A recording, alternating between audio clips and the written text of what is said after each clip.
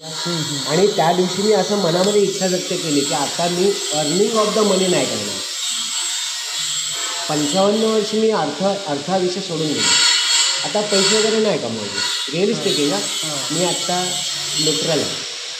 म्हणजे माझ्याकडे अजून बुद्धिमत्ता आहे. इथे कोणी आला तर त्याला मी क्लास घेऊ शकतो. पण मी त्या दिवशी ठरवलं 1 मे 2020ला की आता पुढे आपण हे मार्गदर्शन कर एकमेकाशी बोलूया.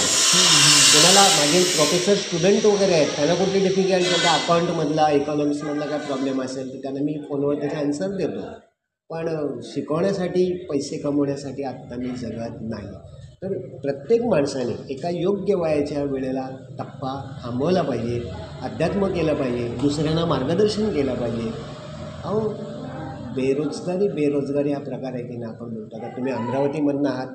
कदाचित तुमच्याकडे रोजगार इतका असेल नसेल आय डोंट नो. पण आमच्याकडे रोजगार इतका आहे ना तेवढं जायलाच तयार नाही. क्रिकेटची बॅट हातात घेतात. म्हणजे आत्ता 4-4:30चा टायमिंग येईल ना. मुलं आमच्या काळात आम्ही पण क्रिकेट खेळलो. तुम्ही खेळले असाल.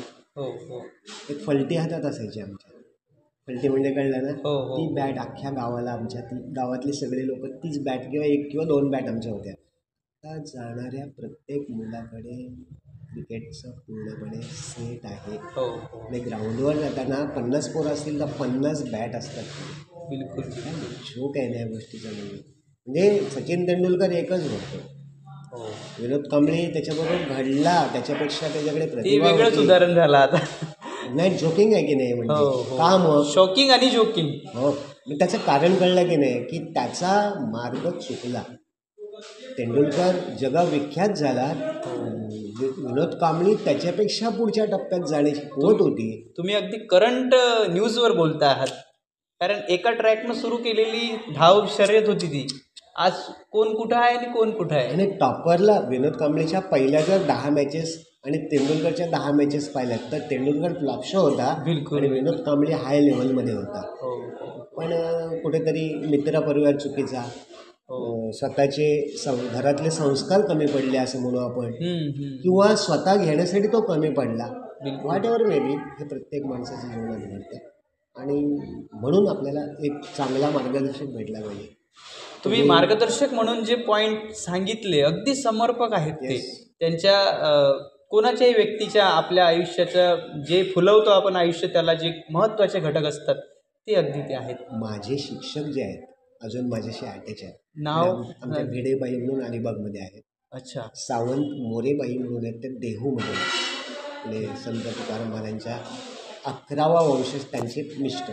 अच्छा. सुरुत मोरे तर जगातल्या 10 सायंटिस्टमध्ये येतं. त्यांचा मुलगा आहे. हो का. इतका टॉपर्स. म्हणजे त्या आशा मोरे त्या माझ्या शिक्षिका. भिडेबाई ह्या माझ्या शिक्षिका. ठाकूर गुरुजी नावाचे माझे शिक्षक. म्हात्रे गुरुजी नावाचे माझे शिक्षक. हे 4 माणसांना आम्ही इथे असं जपून ठेवलं. तुमच्या लक्षात आलं की गुरु जे देतो आणि ते आपण जर फॉलो केलं ना तर आपण पण गुरु कुणाच्या तरी होण्यासाठी पात्र होतो. आणि तुम्ही तुमच्या जीवनात तसं पैसा सगळे कमवतील. नाव नाही कमवतो. आणि मला ज्यावेळी माझ्यापर्यंत हा संदेश पोचला की तू तुझं जीवन कशात घालवशील हा प्रश्न नाही की तू काम काय करशील. प्रश्न हा आहे की तू जीवन कशात घालवशील. त्यावेळी मी खूप विचारामध्ये पडलो. ज्यावेळी मी 3 वर्ष जॉब केला त्या 3 वर्षात शेवटलं 1 वर्ष माझा हा विचार करण्यातच जास्त त्रासात गेलं की मी काम करतोय पण मी जगणार कधी. ज्यावेळी मी विचार केला की आपल्याला काय आवडते आणि मी करायचा प्रयत्न केला तर मला असं वाटलं की आपण या प्रवासामधून शिकू शकतो.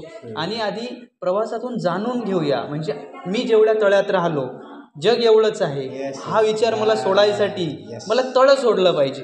आणि मग मी ज्यावेळी माझं गाव सोडलं तोपर्यंत माझ्या मनात जो विचार होता माझं गाव सर्वोत्तम अगदी 10 किलोमीटरला माझा तो विचार मनातून कुठं पडून गेला. आणि 100 किलोमीटरपर्यंत तर मी इथपर्यंत पोहोचलो की गाव सोडणं याच्यासारखं आध्यात्मिक काम असू शकत नाही. तुम्हाला गाव सोडावं लागेल तेव्हा तुम्हाला कळेल की आपण जगात जे जगतोय त्याच्यापेक्षा लोक खूप अचाट जगतायत. आज तुम्हाला भेटून मला जो आनंद झालेला आहे आणि मला जे अचाट पण तुमचं थोडंसं स्पर्श करून जावं. नर्मदा परिक्रमा केली बाय वॉक 112 दिवस. अरे वा वा वा. बाय वॉक 112 दिवस 3544 किलोमीटर. पहिलं मी 22 फेब्रुवारी 2022ला मी चालायला सुरुवात केली आणि 16 मे 2022ला मी पुन्हा मंदिरामध्ये आहे. आलं लक्षात? 112 दिवस मी फिरत होतो. आणि ते फिरत असतानाची जी अनुभूती, अनुभव आणि जग कळतं, ते जग जे कळतं ना, ते जग फार वेगळं आहे. हो. तुम्हाला तुमच्या अनुभवात ते येत आहेत. तुम्ही अमरावती म्हणून इथे आलात, पण इथे आता तुम्हाला त्यांनी सांगितलं का यांच्यासाठी चहा काढा पाठवा म्हणून? काढा नाही, म्हणजे नाही. कळलं ना, आम्ही चहा नाही पीत. म्हणजे लोक दुधाचा चहा वगैरे पितात ना, तुमच्यासाठी पण बोलवावं लागत होता. नाही नाही, तुमच्यासाठी मी पीत नाही. पीत नाही शब्दाचा अर्थ आला हा लक्षात हा, तुमच्या? हो सध्या नसेल. नाही, न्यूट्रल आहे मी. बऱ्याचशा अच्छा, गोष्टी अच्छा, अच्छा. मी कोणतेही पेय वगैरे जनरली अवॉइड. ओके. तुम्हाला याची काही कल्पना असेल नसेल मला माहीत नाही, पण मी यूट्यूबवर एका व्यक्तीला ऐकतो, फॉलो करतो. आचार्य प्रशांत म्हणून हा आहे. हा, आणि तुम्ही मला यूट्यूबवर आचार्य प्रशांत असतील किंवा हां. अजून 3-4 जण आहेत. तर कुमार विश्वास आहे. तुमची तर तुम्ही ही जे जीवन पद्धती फॉलो करता आहात, अगदी त्यामध्ये जी आध्यात्मिकतेचा रस मला दिसतो आहे. आणि तुम्ही काही ब्लाइंडली फॉलो करत नाही आहे, त्याच्यामागं तुमची पूर्ण विचार मंथनाची प्रक्रिया आहे. उघड्या डोळ्यांनी. आणि त्या अगदी उघड्या डोळ्यांनी, तर त्या पद्धतीने मला जे आनंद होतोय सध्या तुमच्याशी बोलून भेटून, की मी अशा व्यक्तीला भेटतोय की ज्याच्यात विचार मंथन नाही, कर्तृत्व मंथन आहे. ते जगणं आहे, त्या जगण्यातून आलेलं ते दर्शन आहे. तर ते हे आता जसं मी तुमच्या प्रत्यक्ष पाहतो आहे, हे आमच्या पिढीला शिक्षणांमध्ये दिसत नाही. आणि मला मग वाईट वाटेल, आणि आमच्याकडे ह्या पंचक्रोशीमध्ये जे अलिबाग तालुका पुरा म्हणतो शिक्षक जे आहेत ना, त्यातले 90% शिक्षक व्यसनी आहेत. व्यसनी. हो. तर लाज वाटतं. त्या पेशामध्ये ज्यांनी जायचं आहे ना, त्यांनी व्यसनापासून लांब राहावं. आणि जर ते व्यसन करत असतील ना, तर त्याची शिक्षा त्यांना मिळणार आहे. म्हणजे मिळण्याचा अर्थ कळला तुम्हाला का? की तुम्ही गुरु आहात हो. गुरु म्हणून तुमच्याकडे बघण्याची जो इम्प्रिंट आहे ना, आता माझे थाउजंड्स ऑफ स्टुडंट, तुम्ही कुठल्याही स्टुडंटला घेतलं की राऊत सर भेटले, ते माधगावचे राऊत सर भेटले, तर ते पितात का हो? असं तुम्ही त्यांना फक्त प्रश्न विचारा, का हो ते पितात का हो? तर तुम्हाला कदाचित फार वेगळे शब्द ऐकायला मिळतील. म्हणजे लक्षात आलं काय म्हणतात? इतका विश्वास कोणाला आहे? शिकवून गेलेले आमचे विद्यार्थ्यांना, ते राऊत सर, अरे पिणं सोडा रे, छान आहे पिष्ट म्हणून असं म्हणतो. म्हणजे लक्षात आलं. म्हणजे मी मला मोठेपण नाही सांगत. गुरुने सुद्धा आपल्या पायरीमध्ये राहायचं असतं. तर शिक्षक उभे होतात. फार महत्त्वाचं आहे. मी पहिल्यांदाच कोकण फिरतो आहे. माझ्या परिवारात कोणाचंच नातेवाईक कोकणामध्ये नाही. त्याच्यामुळं विदर्भातून कोकणात यायचा योगच कधी आला नाही. आम्ही फक्त कोकण ऐकलं. आणि पहिल्यांदा ज्यावेळी मी आता कोकण अलिबाग म्हणजे कोकण मुख्यतः नाही, कोकण तिकडे सुरू आहे. तिकडे गेला. हां, त्यामुळं तो अनुभव आता मला येऊन राहिला तुमच्याशी बोलताना, की मला काय अनुभवायला भेटेल. अगदी याच्या चवीपासून मी तुमच्याशी बोलतोय, की याची चवच मला सांगते की मला काय अनुभवायला भेटणार आहे. नाही, तिकडची माणसं अजून प्रेमळ आहेत. त्या साईडला म्हणजे इथले आता माझ्याकडे काय झालं, आत्ता मी तुम्हाला घरात निवांतपणे पाहुणचार केला असता, फ्रँकली सांगतो. पण झालं काय, आत्ता हे जे काम आहे ना, त्या कामाने घरी धुरळा वगैरे जाम हे बरोबर आहे. वगैरे उडालेले, हे मी आत्ता 5 मिनिटापूर्वी झाडलं, साफ केलं. अच्छा. त्यामुळे आपण आत्ता म्हणजे झाडणं म्हणण्यापेक्षा सकाळी झाडणं होतंच, हो. संध्याकाळी झाडणं होतंच, रात्री तेवढं बंद करताना होतंच. पण तरीसुद्धा हे नॉईज आणि काममुळे ना आता पुन्हा मला चेन नाही पडणार. थोड्या वेळाने परत आम्ही ते साफ करणार. हो. कसं आहे, आपलं घर आपण स्वच्छ करतो, देवाचं घर स्वच्छ करण्यासारखं पुण्य नाही. त्यामुळे तुम्हाला इथलं जागरूकता वाटते की नाही? बिलकुल, अतिशय म्हणजे मी पाऊल ठेवल्याबरोबर जे माझ्या मनातली मळ होती, थकवा होता, ते क्षणात असा निघून गेला, ते इथे पाऊल ठेवल्यामुळेच. आणि मी प्रयत्न करतो आहे माझ्या जीवनात आध्यात्मिकता शिकण्याचा. श्रीमद भगवद्गीताचा अभ्यास माझा आचार्य प्रशांत यांच्या गीतासत्रामधून चालू आहे. तर माझ्या जगण्यात अध्यात्म यावं, त्यासाठी माझ्या आजूबाजूला माझ्या पूर्वजांनी, माझ्या ऋषीमुनींनी, अगदी आमच्या संतांनी, आपल्या संतांनी सुद्धा ज्या ज्या पद्धतीनं अध्यात्म सांगितलं मला ते समजतंय का. अमरावतीचे संत नाव घ्यायचं जसं की संत गाडगे बाबा असतील, राष्ट्रसंत तुकडोजी महाराज असतील. आता तुकडोजी महाराजांचे आणि गाडगे बाबांचे पण काही ग्रामगीता कोणाचे आहे? राष्ट्रसंतांची. हा किती सुंदर आहे, वाचेल कधी. बिलकुल, अतिशय. गावा गावाची जागवा, भेदभावा समूळ मिटवा, उजळा ग्राम नक्कीचा देवा, तुकड्यामुळे. त्यामध्ये त्यांनी दिलेले अर्थपूर्ण असे जे भाग आहेत नव्हते तर अरे शिक्षण नव्हतं आपण म्हणतो त्यांना, ते हायली क्वालिफाईड. तुम्ही आम्ही काहीच नाही शिकलो. ज्ञानेश्वर महाराज, संत तुकाराम महाराज, रामदास स्वामी. तुम्हाला सांगायला मला आनंद होईल, तुकाराम दर्शन नावाचं सदानंद मोरे यांचं 1500 पानाचं पुस्तक माझ्यासोबत आहे सध्या. मी प्रवासामध्ये यासाठी वाचतोय की मला तुमच्यासारखी ज्यावेळी लोक भेटतात ना त्यावेळी ती कळावीत.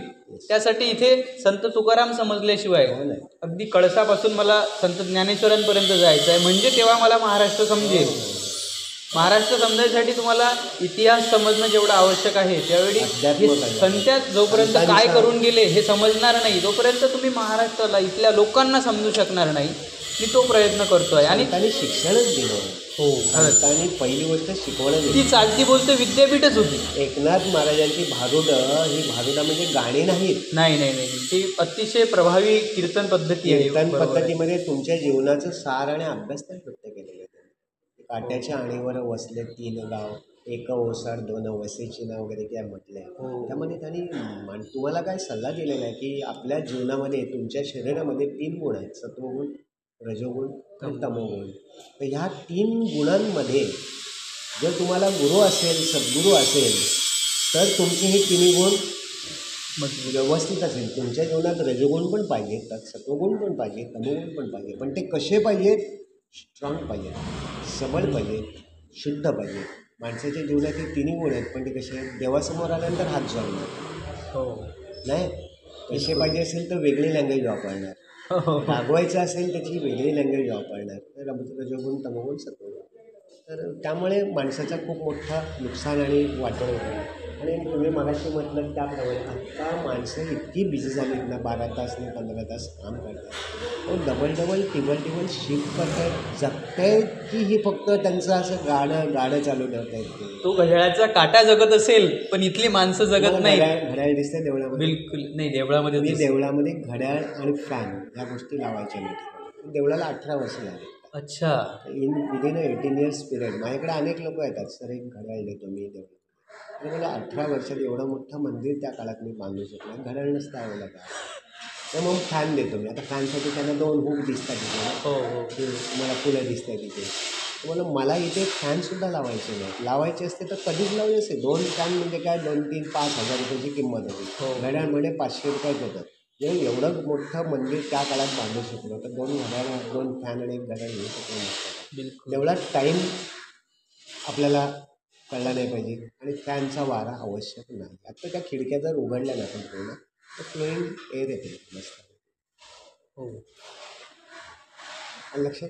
त्यामुळे काही गोष्टी आपल्या जीवनामध्ये तुमचे विचार आवडले, मला आवडले म्हणण्यापेक्षा काय शब्द वापरून की जगण्यासाठी आणि खाण्यासाठी जगायचं की जगण्यासाठी खायचं हे माणसाने दाखवायला.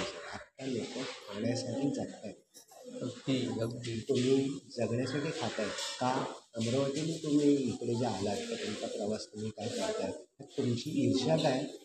तुम्हाला अनुभवातून माणूस सांगत असतो. आपण फिरतो जातो तेव्हा तुम्हाला कळतं की माझं गाव हे एक डबकं आहे.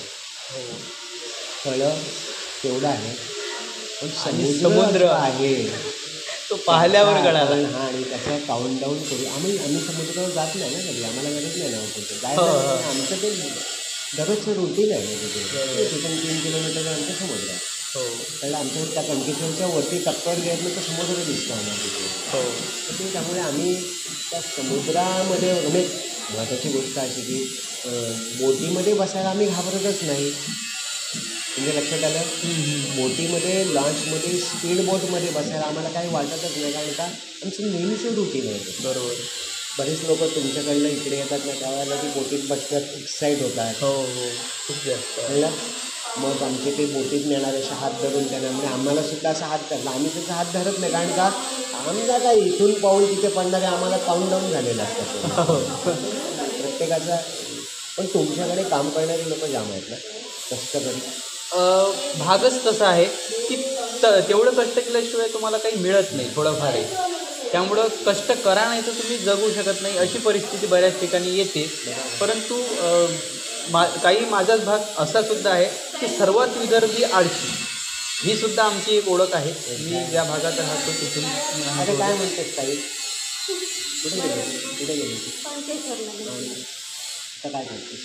आता ग्रामपंचायत कुठल्या? मळगाव.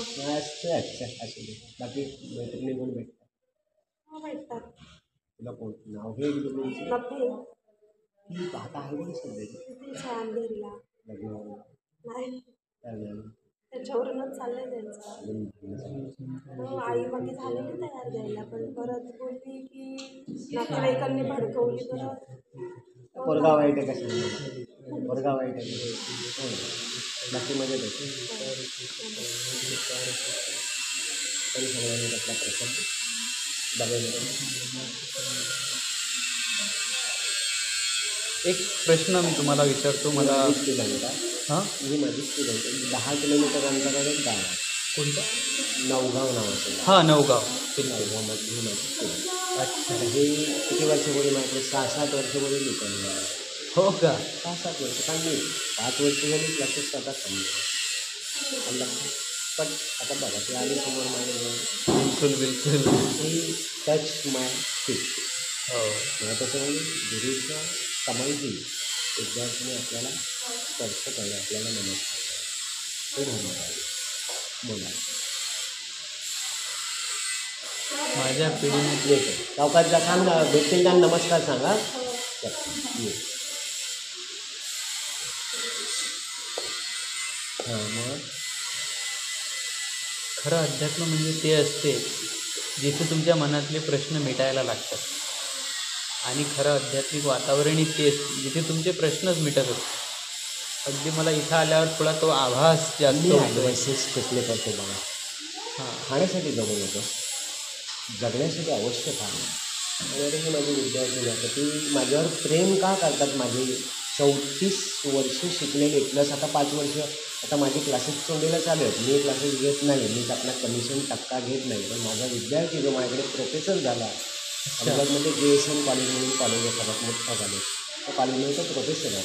त्याच्या हातात क्लास ग्रोथ करून टाकले आणि त्याच्याकडे शिकणारी गेले 5 वर्षातली मुलं मुलीसुद्धा मला आत्ता आदरयुक्त ओळखतात. आणि महत्त्वाचं गोष्ट कळलं, राईट सर तो सांगतो ना की मला हे उभं कोणी केलं, राईट सर. तर तुम्ही असे काही विद्यार्थी उभे करा की ते आपलं नाव पुढे चालू ठेवतील. खरंच मोठी कमाई ती असेल ना. पैसा हा गौण आहे. हे पंचायत ऑफिस समोर आहे. इथे पंचायतमध्ये असलेला सरपंच आहे ना, ज्याला अंगठा असं फक्त तो करायचा त्यावेळेला 31 इयर्स अगो, त्याला सही करायला शिकवलं, मी त्याला बोलायला शिकवलं. त्याच्याकडे कोटी रुपयाची 2 बंगले आहेत, 80-90 एकर जमीन आहे. माझ्याकडे काय नाही. तर तो श्रीमंती टाकली दाखवतो. बिलकुल. काय बोलला ऐका, त्याच्या पाठीमध्ये हजारो लोक धावत आहेत, कारण तो ही सोय करतो, हो, ही सोय करतो. कळलं? त्याच्या पाठीमागे हजारो लोक धावत आहेत. पण माझ्याकडे जेव्हा 4 विद्यार्थी येऊन माझ्या पायाला हात लावत ही आहेत श्रीमंती त्यावेळेला तो बोलतो की सर सर्वात मोठी कमाई तुम्ही घ्या.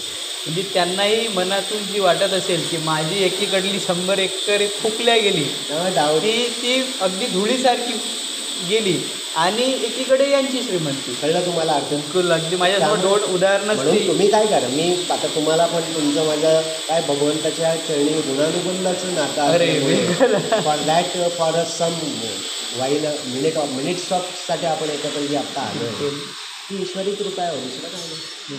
पटतं. आता हे मंदिर आपण बांधलं की नाही, आता माझ्याकडे अर्निंग नाही आहे, म्हणजे मी कमवत नाही, पण कोणी 10 रुपये त्यात टाकतात. त्याच्या देवासाठी काय लागते, फक्त तुमची तेल पेटलं पाहिजे, उदबत्ती लागली पाहिजे. आता हे जे डेव्हलपिंग वर्क चाललं ना, इथले आमदार आहेत महेंद्रसिंह दळवी म्हणून, हो हो, तर त्यांनी 3ऱ्या वर्षी मला प्रॉमिस केलं, सर तुम्ही एवढं मोठं मंदिर बांधलं पण आता मी आमदार झाले तर 10 लाख रुपयाचा फंड या मंदिराच्या सुशोभीकरणासाठी माझ्याकडे मी देईल. मला पाठी लागणार नाही. पहिल्या त्याला काय म्हटलं मी, अच्छा. पाठी हां, लागणार नाही, कारण माझ्या देवळात कुठलीही माझ्या नावाची पण पाठी नाही. बिलकुल. कुणीही काही जर देईल तर, आणि मी कोणाकडनं पैसे त्या काळात घेतलेच नाही. नाही सर, मला पाठी नको, नाव नको माझं. 10 लाख रुपयाचा फंड, लोक ते 10 लाख माझ्याकडे पण नको, तुम्हीच कॉन्ट्रॅक्टर नियुक्त करा, तो काम करेल. ते 10 लाखाचं झालं का 5 लाखाचं ते पण मी विचारणार नाही. आलं लक्षात तुमच्या काय ते लोक काम करतात, त्यांचं काम करून ते जाणार आहे. म्हणून आमदार आहेत ते मला भेटतो त्यांना. तर काम कसं झालं, त्यांनी खराब केलं तरी पण छान झालं बोललं पाहिजे मी, कारण त्याला त्याचं समाधान मिळालं.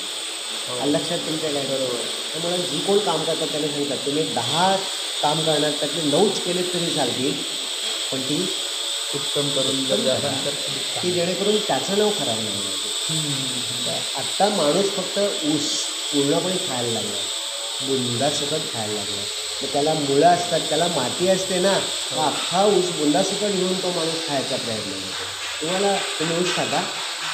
बिलकुल. माझं आडनाव साखरे आहे, त्यामुळं साखरे, गोडवा आलं. मला खूप आवडतो. आता त्या सद्गुरू जे नृसिंह सरस्वती किंवा श्रीपाद श्री वल्लभ जे दाखवले, त्यांचे शिष्य दाखवले, ज्यांनी गुरुचरित्र लिहिलं ना, त्यांचं आडनाव साखरे.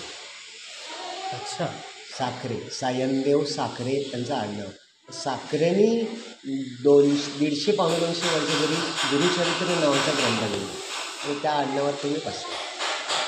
हा योगा योगा.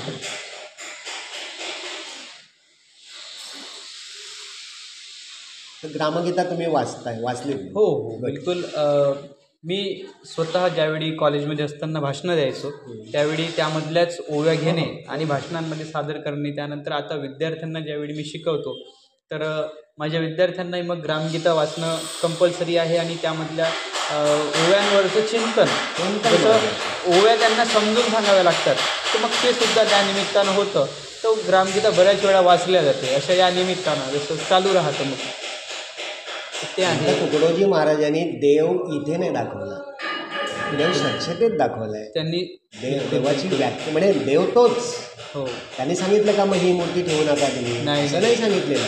पण ह्या मूर्तीकडे कॉन्सन्ट्रेट होताना ह्या मूर्तीकडे पण कॉन्सन्ट्रेट होऊन हा पण देव, ह्यातला पण देव जागृत करा. बिलकुल. That's very important. ते सांगतात. म्हणून त्यांना सांगा ना, त्यांचा जॉब काय होता. संत तुकडोजी महाराज असतील, संत गाडगे महाराज असतील, काय आयुष्यभर त्यांनी त्यांचे केलं नाही. बिलकुल. खापऱ्यामध्ये अन्न खाल्ले, खराटा घेऊन ते गाव साफ करत होते. हो. काय गरज होती का. त्यांची श्रीमंती केवढी होती, पण त्यात पण त्यांची श्रीमंती लपलेली होती, आणि आज त्यांच्या नावाचे विद्यापीठ आहे. नाही काय. बिलकुल. That's the greatness of that संत. आता तुम्ही इथून प्रवास कुठे करणार? मी मांडव्याकडे जातो आहे आता, आणि तिकडे कुठे मुक्काम करेल. आणि उद्या आवास या ठिकाणी जी शाळा आहे ते 12वीपर्यंतची, तिथे एक नाईक म्हणून सर आहेत. तर त्यांचं हॉस्टेल आहे, ते राणे हॉस्टेल म्हणून आहे. ओके. तर तिथल्या मुलांसोबत हॉस्टेलवर संवाद आहे सकाळी 8 वाजता, आणि नंतर 11-12 वाजताच्या शाळेमध्ये, कुठला आवासच्या शाळेमध्ये. उद्या 12 जानेवारी आहे ना, मासाहेब जिजाऊ यांची जयंती आहे. त्यामुळं शाळेमध्ये जो तो कार्यक्रम आहे त्याच्यामध्ये 15-20 मिनिट मनोगताचं व्यक्त करण्याची संधी, बस ते ठरलेले शेड्यूल आहे. आणि त्यामुळे बस उद्या मग आता तुम्ही जी इथे मापगावमध्ये आलात, ह्या गावचं नाव मापगाव आहे. हो हो, ते इथे तुम्ही कसे काय आलात? कल्केश्वर मंदिरासाठी. वरती जाऊन आले? हां, बिलकुल. मी याच्या आधी फक्त तिकडून जायचो. मी अलिबागमध्ये 4 महिने होतो. झिराड मार्गे गेले? हां, झिराड मार्गे चढायचो, आणि तिथं मधात ते जिथं झाड येते ना, जिथं बसायची व्यवस्था आहे, तिथे मी अभ्यास करायचो. माझी ती अभ्यासाची जागा. तर मी तिकडून जायचो. आज म्हटलं इकडून जावं. मी जाऊन आलो, मधात बसलो, चिंतन अभ्यास केला. तिथे आमच्या आद्यासमोर राहते, त्या तुमच्या त्या रस्त्याला टोकाचं घर आहे, ते आमच्या आद्यासमोर मनामाता आश्रम जो आहे. ते दत्त मंदिर, दत्त मंदिराची त्या साईडला. अच्छा. दत्त मंदिर ह्या बाजूला आहे, हां, हां. मध्ये पायऱ्या आहेत, आणि त्या पायऱ्यांची ह्या बाजूला एक छोटीशी मठी आहे, मनामाता आश्रम. अच्छा. 80+ तिचं वय आहे. पण वयाच्या 30व्या वर्षी तिचे मिस्टर वारले. 50 वर्षाची वरती आता.